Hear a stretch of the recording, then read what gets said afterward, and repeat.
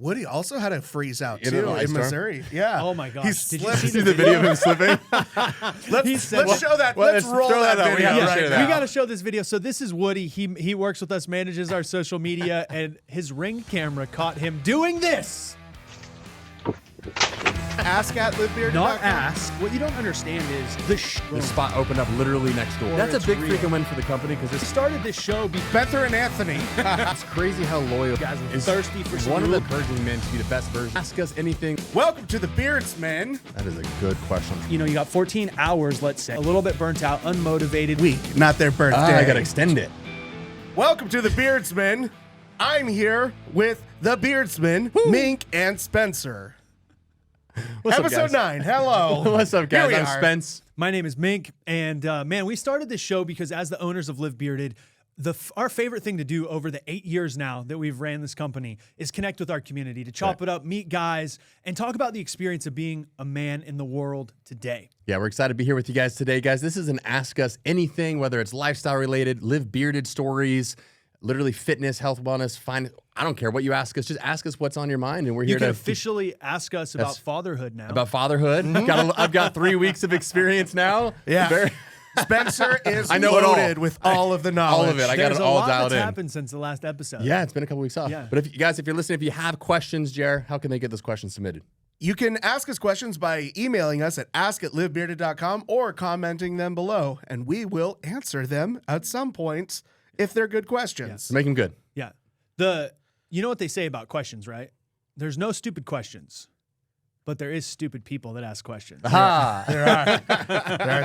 So don't be a stupid person that asks the question. That's right. No, I'm just joking. I love you guys out there. Yeah, actually, you can be stupid and ask the question, anyways, because we still get a kick out of it. Yeah, Even if 100%. we Send don't them put away. you on the podcast, we'll It may laugh just not about be it. aired, but we will still read it and talk you know about what it. we should do one day? We should do like an after hours or like behind the scenes of the most ridiculous questions and just do an episode of the ones just that go didn't off on make them. the Yeah, cut. Clip yeah. shows, Yeah, yeah. all the questions that didn't make it. I like that. Let us idea. know if you guys like that idea, and if you do, drop us 5 of the most ridiculous questions you could think of, and maybe we'll answer them in an after hours. The more section. ridiculous, the better. Yeah. Yes. Yes. Oh man. So how you guys been? The last episode we recorded was right before Christmas. Yep. We took about 3 weeks, 4 weeks off. I was out of town. I went down under for 2 weeks. Down under. Spence had a freaking kid. I had a freaking baby. Yeah, we got a lot going on. JR, what have you been up to? I went to Idaho, Yeah. Idaho. Nice. froze my butt off. It was so cold. Yeah. Northern Idaho? Boise East area? Idaho. East Idaho? Okay. Okay. Normally, it doesn't get to the negatives until like January. It was December though, and like Christmas morning, woke up, it was like -6 degrees. I'm like, this is not right. Was there snow? There was snow. So it's a white Christmas. Yeah. So there's some coolness there. But when it- -6 freaking cold. But when it gets Yeah. that cold though, the snow doesn't become fun Yeah. anymore. Yeah, yeah. Snow's fun between like 25 degrees to 32 degrees. When it's fluffy. and Yeah, it's when not it's just fluffy ice. or it's coming down, but when Yeah. it's negative, like it's not gonna snow because it's too cold Yeah. to snow. Yeah, we've been having some crazy weather actually, like record-breaking cold temperatures. I was talking to my buddy. He went to Chicago for a business meeting, and he said it was like -25 in Chicago. So I think we forget. Woody also had a freeze out In too an ice in storm? Missouri. Yeah. Oh my gosh. He Did you slipped. see See the video of him slipping? Let's show that. well, let's let's roll throw that, that out. We video have to right share now. that. We got to show this video. So this is Woody. He works with us, manages our social media, and his Ring camera caught him doing this.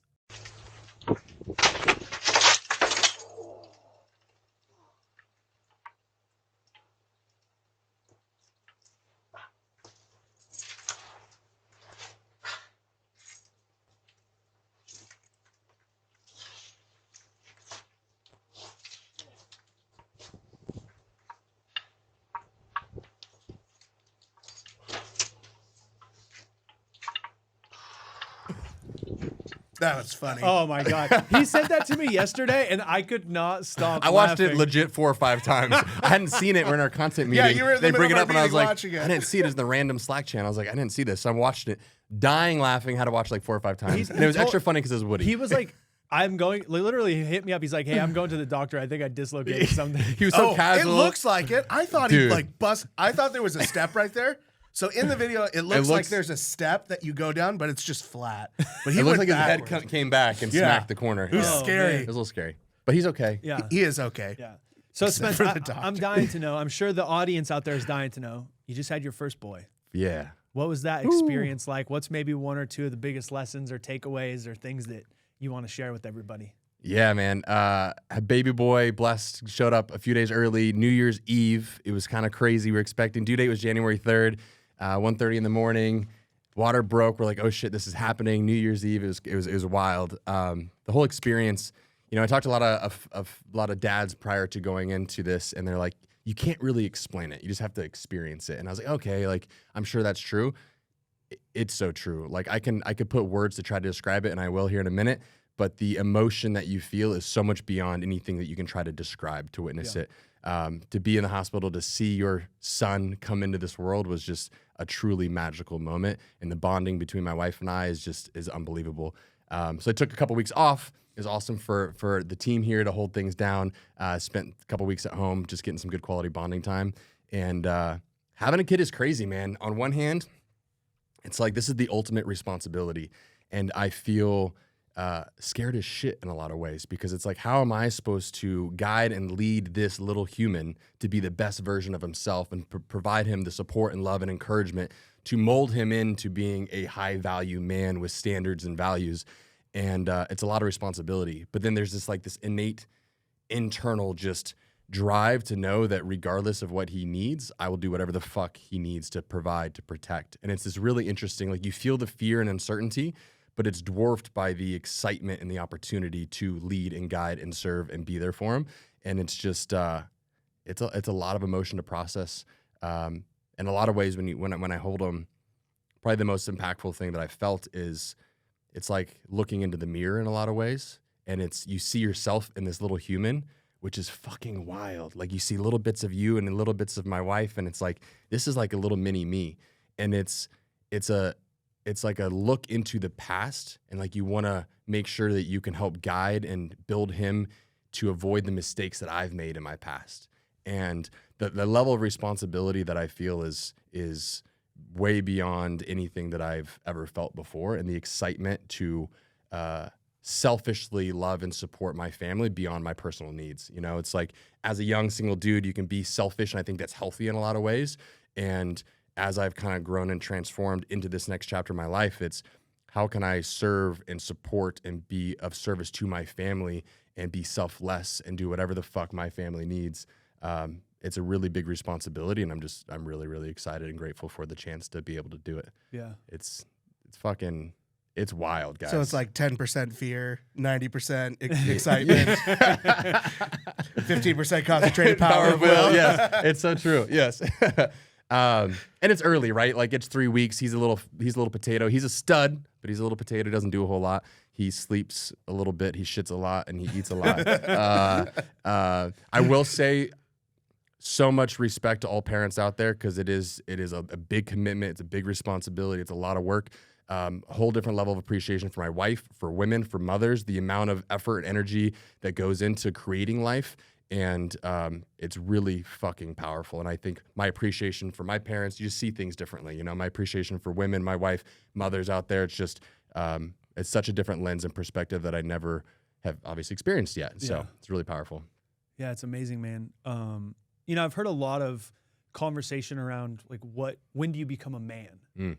You know, and I don't know that there's a one size fits all solution, but the one theme that I've heard is like, you don't really understand what it means to be a man until you have to take responsibility for someone or something that goes beyond you.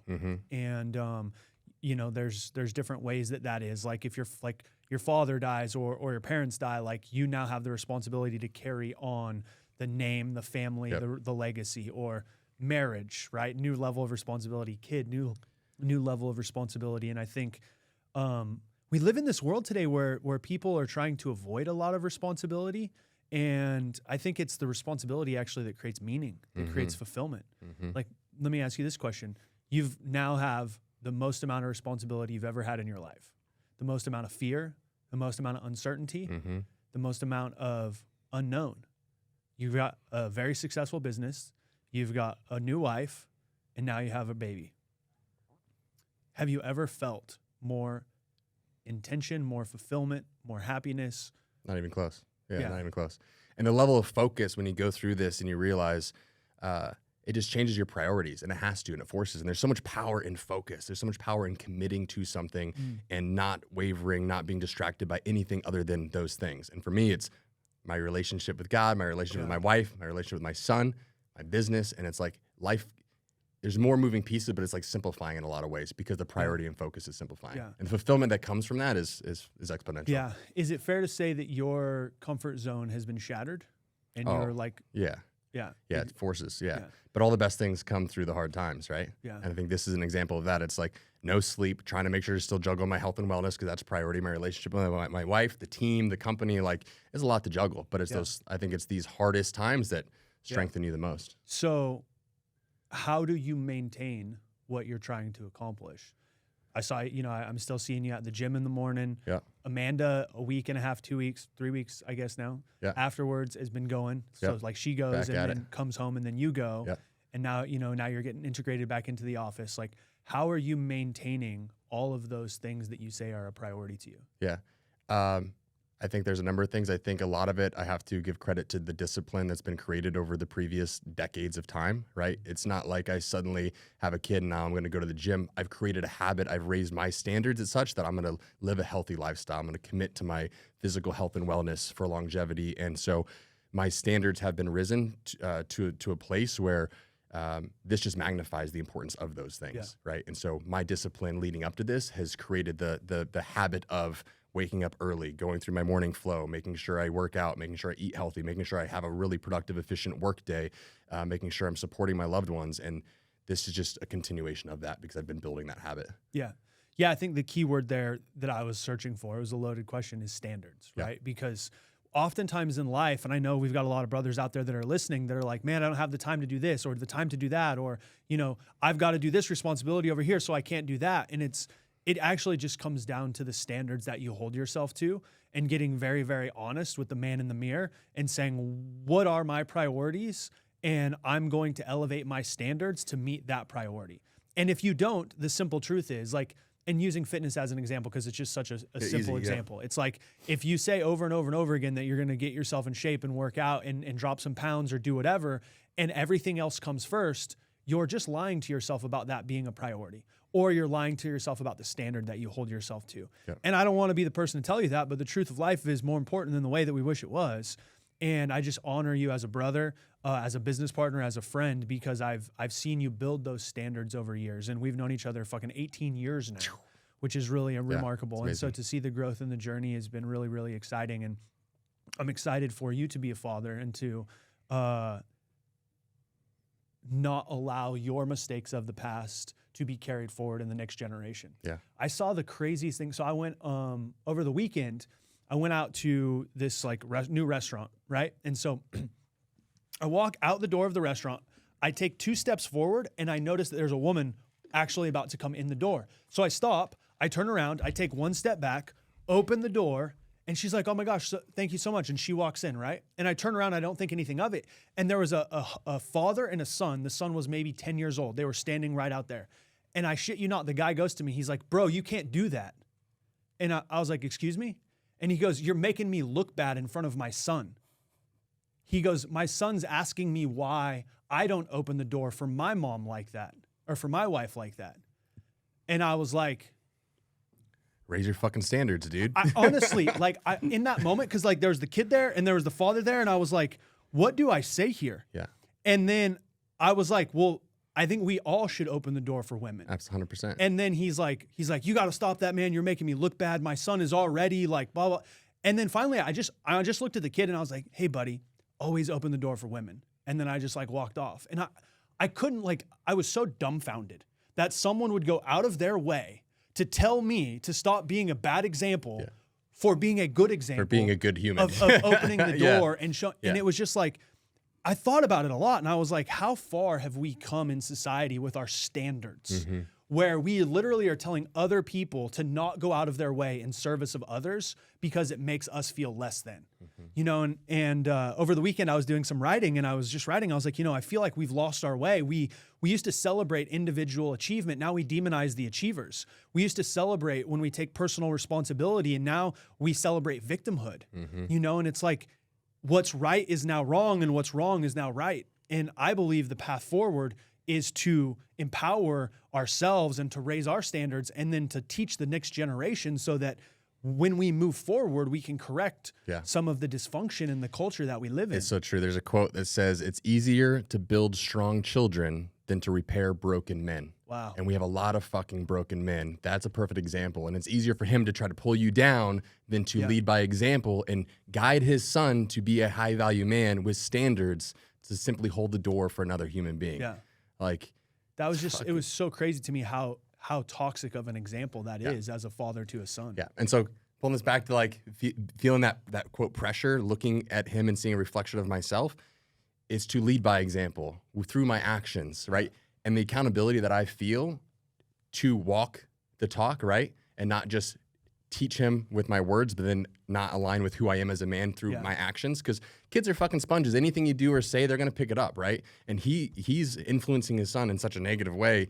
And he has the opportunity to turn that around and guide and build a future leader who can then influence his peers. Yeah. And I think that's how we can shift the tides in terms of masculinity and the way the world views men. In today's society, we have the opportunity, but we have to build other leaders. And that's one of the things I'm most excited about being a dad, is the opportunity to do that with my son and how he can do that to his peers and make an impact. So. Speaking of accountability, yeah, you have an accountability to the community with some of these questions that they submitted. We'll get there for sure. The reason why I wanted to go a little longer winded on the intro is because I think it's so relevant to every man out there, whether they're a father today, or they're going to be a father in the future, right? Understanding that it is our responsibility as men to elevate our standards, to change the course of our life, but most importantly, to lead by example, to demonstrate what's possible for the next generation. 100%. And the last thing I'll say about the fatherhood stuff is this, and then we can get into the questions. I heard someone say the greatest form of child abuse is telling your son or daughter that they can be everything that they want and you not demonstrating by example that you can. Like, you can go be anything that you want. Yeah. But I'm just going to sit here and be a fat, lazy Be lazy, not pursue my dreams. And not do anything. Like that's the greatest form of child abuse that exists. Such a weird sentence. The greatest form of child abuse. Oh, you can go do anything, Dax, but I'm just going to sit here and I can't. Yeah. You know? Yeah. What was me? I'm the victim, or whatever excuse or reason you put behind it. Yeah. Powerful shit. Yeah. I'm excited. All right. What questions we got today? The questions. Yes, let's dive into them. This is actually more of a general consensus. A few people have asked this. So I'm kind of lumping everyone together here. But we talked about this a little while ago about what it takes to, or being friends with people and like your friend groups changing as you grow up. So one of the things that people were talking about with their friendships is, what does it take to be a good friend?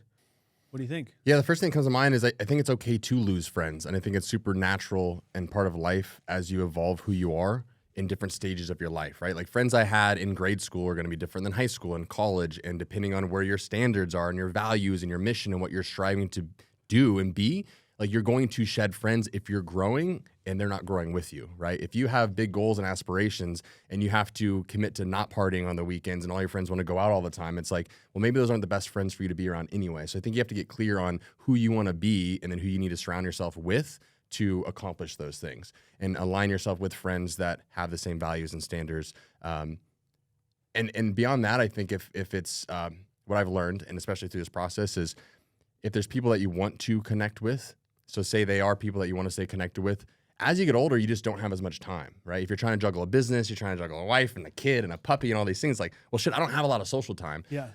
But I will say the little touch points go a long way to maintain friendships. I think anytime any of your friends are going through a tough time, if you're there to support them or just let them know that you're there if they need anything, when they're going through hard times, if you as a friend aren't there in their corner, they will never forget that. Whether it's a lost loved one or family member or a tough business deal or whatever it is, for you to be there to support them when they're in need, that goes a long way. And I think that's a big point.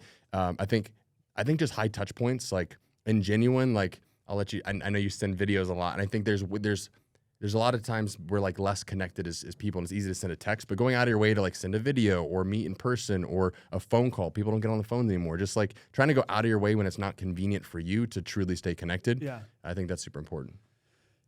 Yeah, there's a lot to unpack with this question. You know, as the question was being asked, I was reminded of a funny parable that I heard. And it's all about friendship, right? And it's like, imagine that God came down to earth and he sat down with you and he's like, hey, Spence, how's it going? And you tell God, like, what, like, why are you so hard on me? Like, life sucks. Like, you know, this is happening and that's happening. It's fucking raining all the time. Like, shit's just always going wrong. Like, why don't you make my life easier? And God's like, okay, cool. But you're just negative about everything, right? And then God goes to JR and says, JR, how are you doing? He's like, you know what?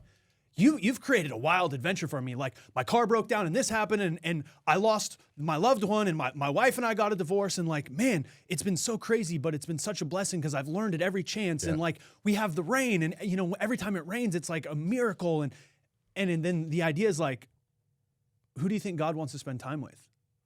The asshole that's bitching about everything that he's created, or the guy that sees like grace and beauty in everything that he's created? And I just remember this because it's like, who do you want to spend your time with?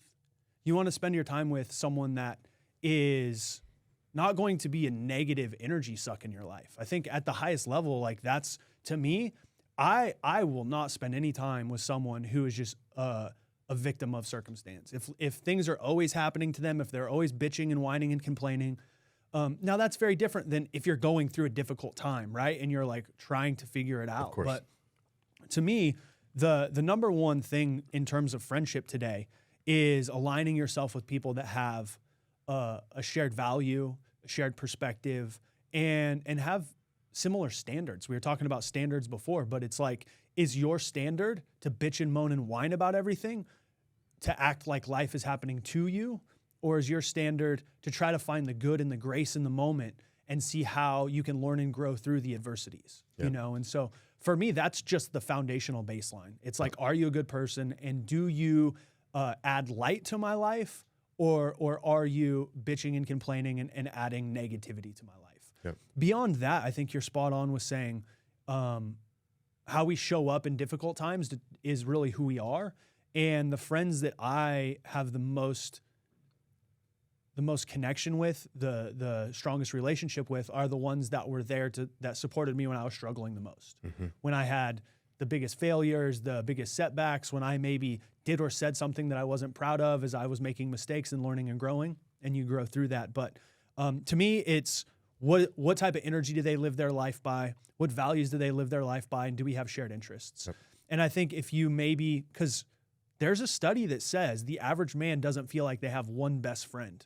So there's a lot of guys out there that feel lonely. And even, you know, like I'm a single guy, just turned 38 years old, run a great business, have a lot of great friends. But just the nature of like my friends getting married and having kids and whatnot, like I end up spending a lot of time by myself. And it's like, wow, it's very easy to see how as we get older and the demands of life pull us in all different directions, it's much more difficult to maintain friendship and connection. And so to your point, I think you have to be more intentional about it, and you have to be more intentional about the people that you surround yourself with. Yep. I think we're all going to outgrow certain friendships because our standards or our values change and evolve over time. And so I would just focus on supporting the people that you want to be friends with, being there for them in a completely selfish manner. And I think that's like, to me, that's the nature of friendship. Yep.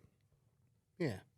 You got anything to add to that, JR? What's your thought? I think Robin Williams has one of the better examples of what it means to like be a friend, and that's like empathy. Yeah.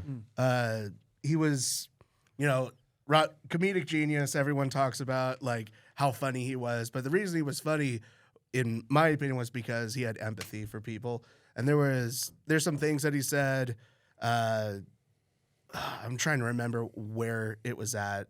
It might have been in one of his books that I have, but he wrote down that like everyone's always going through pain, and most of the time what people want is just empathy.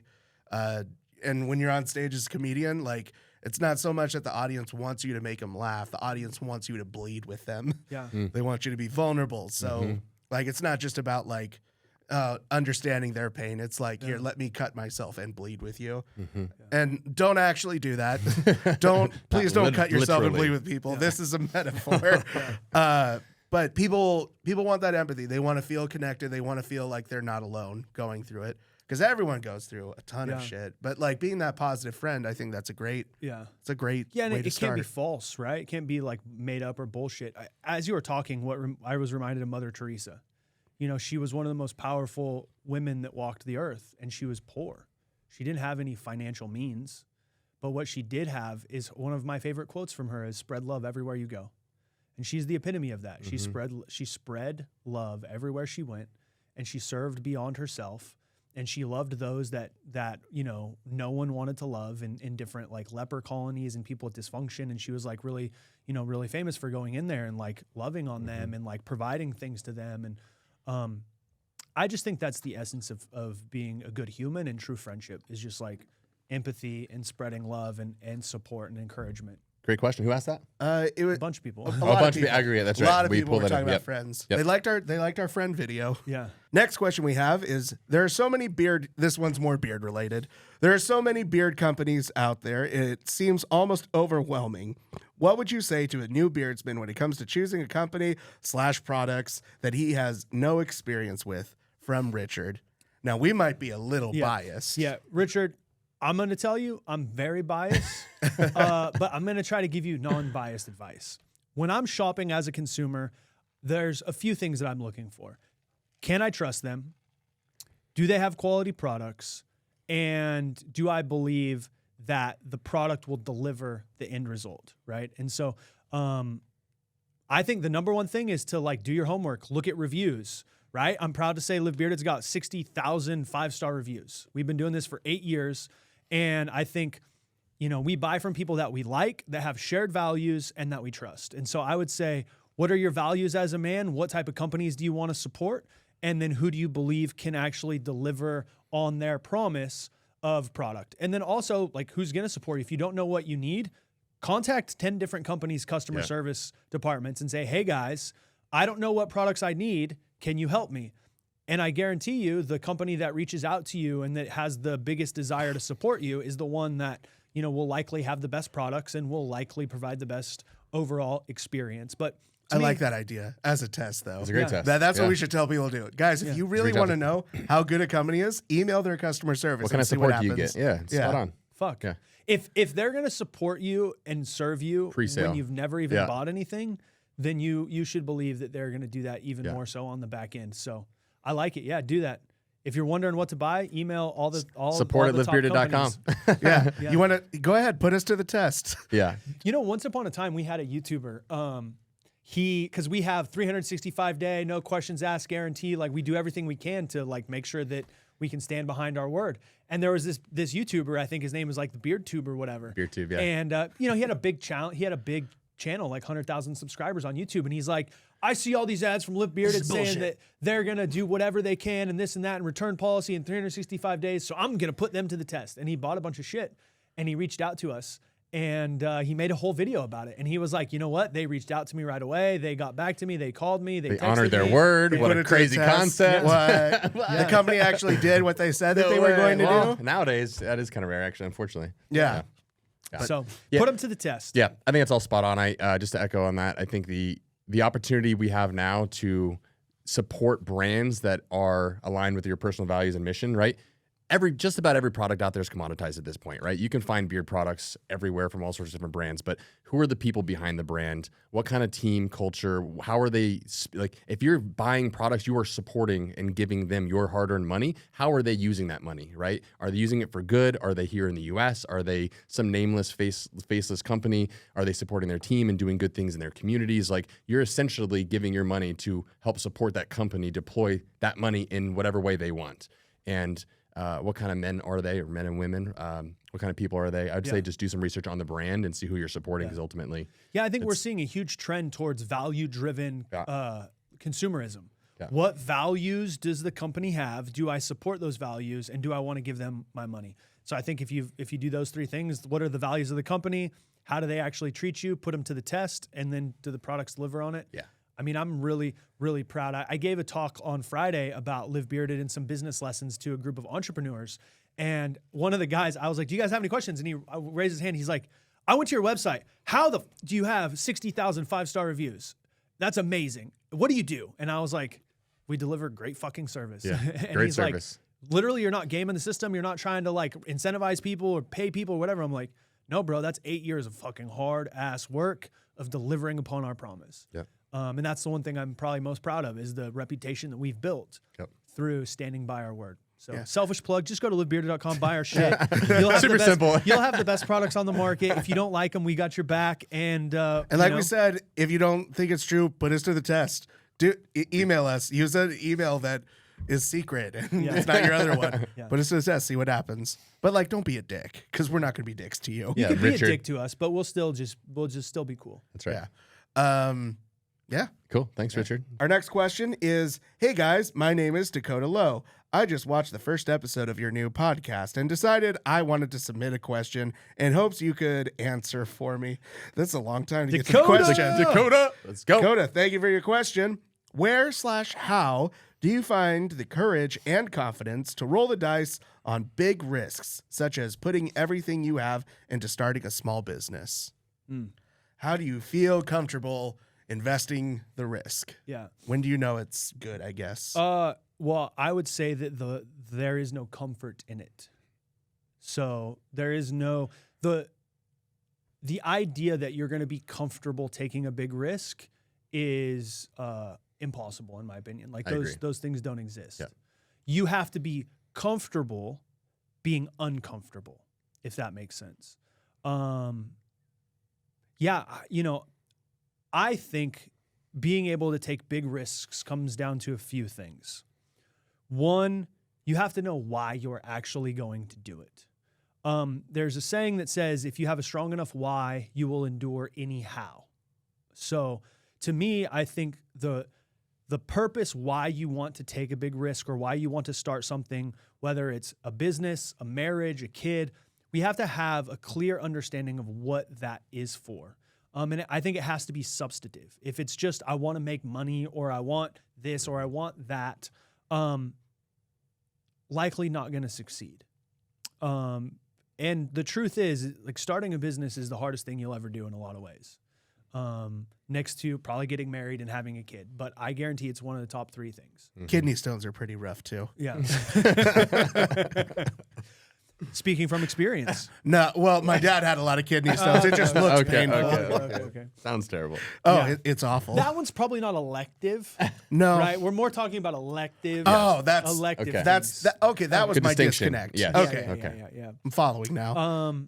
But yeah, how do you have the courage to do it? I think you just you have to understand that fear is inevitable, but the only reason why we have courage is if we have fear that we move through. So it's just like having a strong reason why, knowing what you want, and then being comfortable not knowing what the fuck you're doing and taking the risk. Yeah. And obviously you want to be calculated. You want to do your research. You want to be as intentional as you can to protect your downside.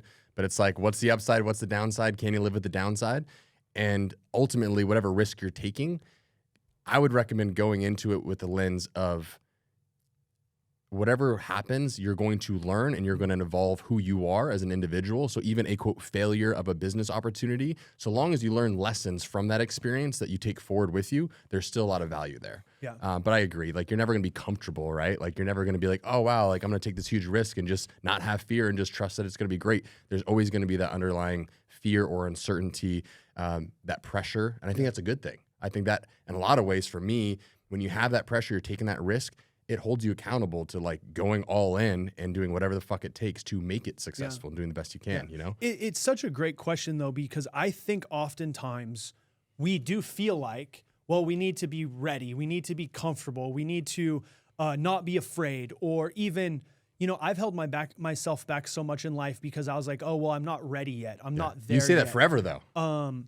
You can always say that. You can always say that. I think fear, limiting beliefs, self-doubt, insecurities, confidence issues, imposter syndrome. That's all part of the human experience. I've had all those things. And that's never going away. You know, and I love, I'm pretty sure it was an interview I saw with Kobe Bryant. And he was like, of course I get nervous before games. Why wouldn't I? Like, I'm stepping on stage, doing something that I love in front of millions of people. And like the outcome is uncertain. You train confidence and certainty into you because you learn, you grow, you practice, right? I think they say that, well, what do they say? I think the point that I'm trying to make is, like, if we go into it as prepared as we can be, we're giving ourselves every advantage, right?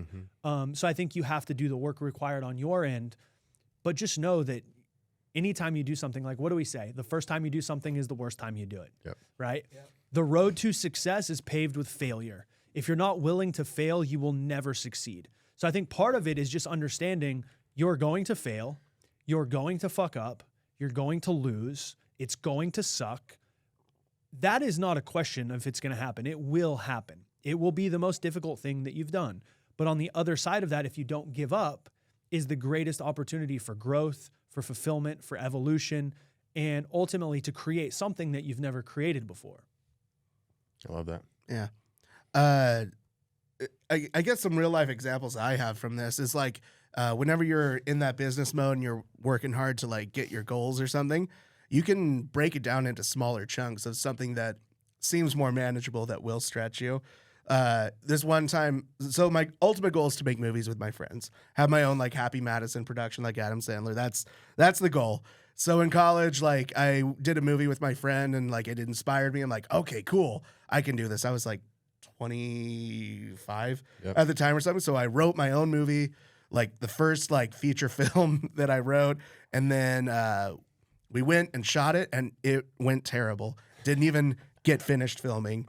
And like, I really let it scar me for a long time. I was like, oh my gosh, this is so hard. I can't do it. And then I didn't attempt to do like any other movie thing until like 2020 when, and I had spent like 6 years just like working on commercial sets and writing and doing all that stuff. So I was like in the industry, but I never wanted to like take a step out again. I finally like got enough courage because my buddy made a movie and it took him like 2 years to finish it or something like that. And I just casually joked, I'm like, dude, I could make a movie in a week, just because like I knew like all the like little things. It's a terrible movie. You can watch it on YouTube. It's called Searching for Bigfoot. Completely awful. It's terrible, unwatchable.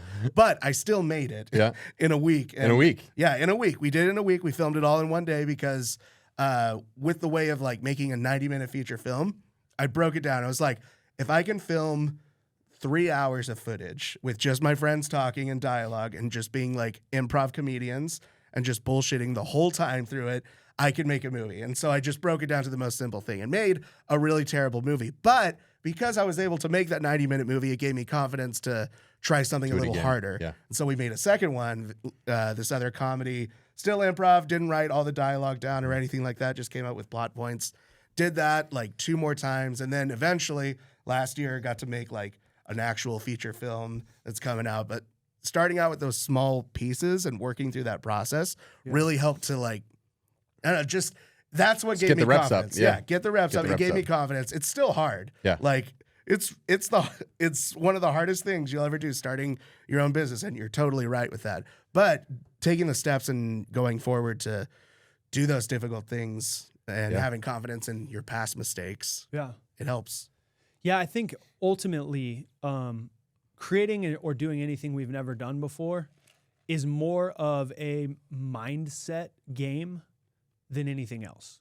How do you create the motivation, the focus, and the resilience to push through the uncomfortable times, the challenges, the failures, and not get discouraged? Mm-hmm. You know, they say oftentimes success is moving from failure to failure without losing without getting discouraged. So for me, I mean, you know, when I got my start, I was a scared broke kid who had no money, no contacts, no experience. I put $100,000 on credit for my very first business because I had all piss and vinegar and excitement. I'll figure this out. And I went bankrupt at 23. And the only way I was able to overcome that was having the courage to say, this was my fault. My life is my fault. I fucked up. I can't blame anybody else for this. And then I had to be honest with myself and realize that the reason why I fucked up is I had no skills. I had no experience and I had no idea what I was doing. So then I committed to constant and never-ending improvement. It's like, if something is going to change in my life, I have to change. And our life is won or lost in the conversations that we have with ourselves. The biggest mistake I know I've ever made in my life is not believing in myself. And that's what you just explained. You didn't believe in yourself for a period of time. You made part of a movie, you got scared, you didn't believe you could do it, Didn't believe it. You waited 10 years to actually put another thing together that you were able to shoot in 1 week. Well, like, I'm not that old, but yeah, you're right. Multiple it was 5 years, it was a 6 long years. time though. It's Yeah. 5, 6 years, something like that. That is all based on belief. And we all have this. We all Yeah. struggle with belief. Again, fears, doubts, insecurities, all of us have it.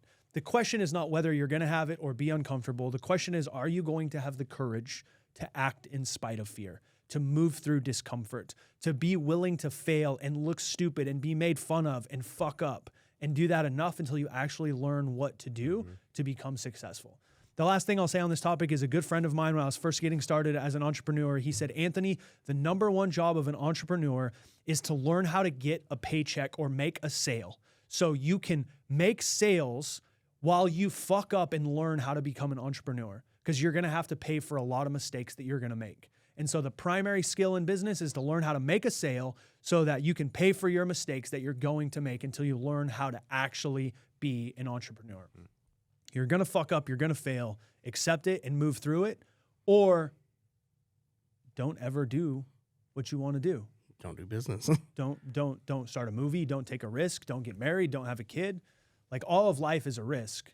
And if we risk nothing in life, we actually risk everything. Yeah. What do you have? Oh. It's depressing.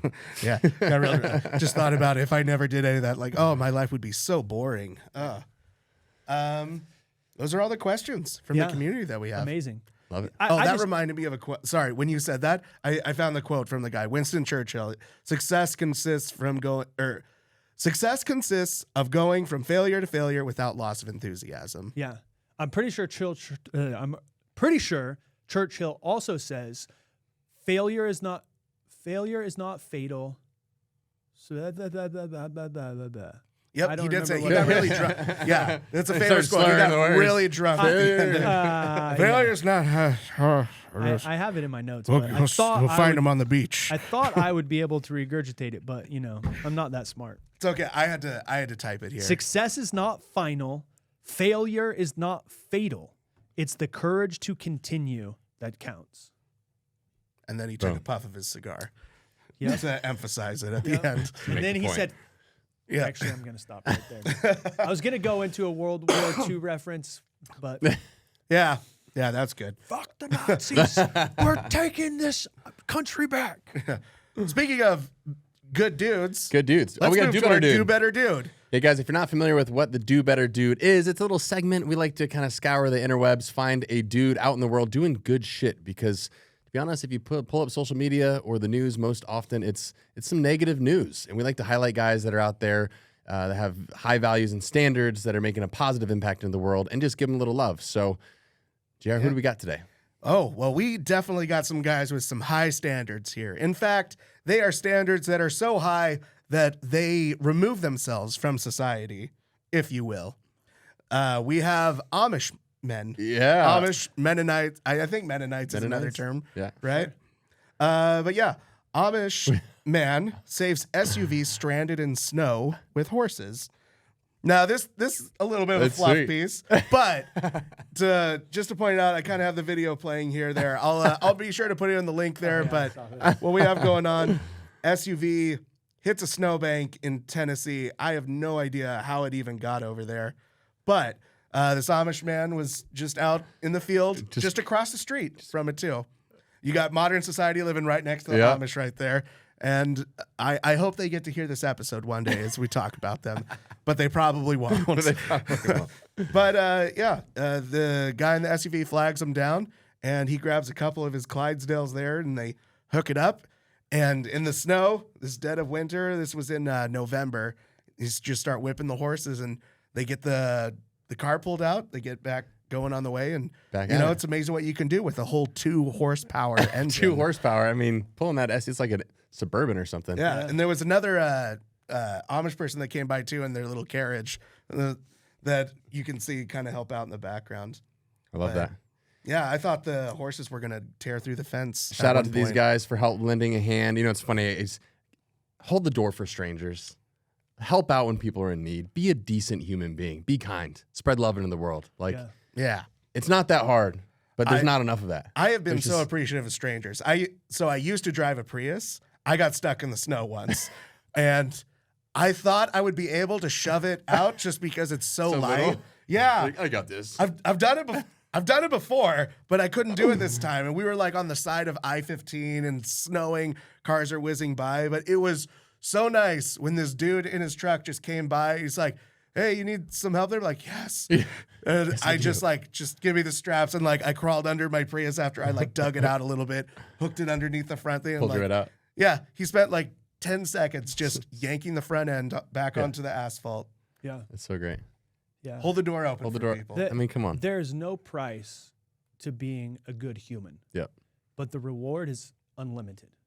I think leading by example, inspiring through action, and spreading love everywhere we go is the most powerful thing we can do as men and as leaders. And I believe we're living in a time where we need powerful leaders to stand up and lead in a powerful way. And this is my call to every man out there who's listening to this. Be the man that you admire. Step into a higher version of yourself, raise your standards, and spread love everywhere you go. And if we all do that together, we can change the fucking world. Let's fucking go. Yeah. Love it. If you enjoyed this podcast, let us know in the comments below. Give us a like, share, subscribe, comment, or send it to your enemy if you hated it. We don't care. Also, if it's you all have, for the shares, baby. Just give us the shares. Yeah, give us the shares. Subscribe. Hey, actually, I think if you subscribe to the show on whatever podcast form you listen to or on our YouTube channel, that really helps us get this word out of just being the best men that we can be. Definitely. And that's what this conversation is all about. We want to talk about life. We want to answer your questions. We just want to chop it up and learn and grow together. So do us a favor. If you got any value from this, subscribe on whatever platform you're listening, and please share it with one beardsman that you know that could get value from it. Yeah. And comment with us. We respond because we have great customer service. Also, if you have any questions that you would like us to answer, put it in the comments below or email us at ask@livebearded.com. All right. As always, guys, Live bearded! Mic drop.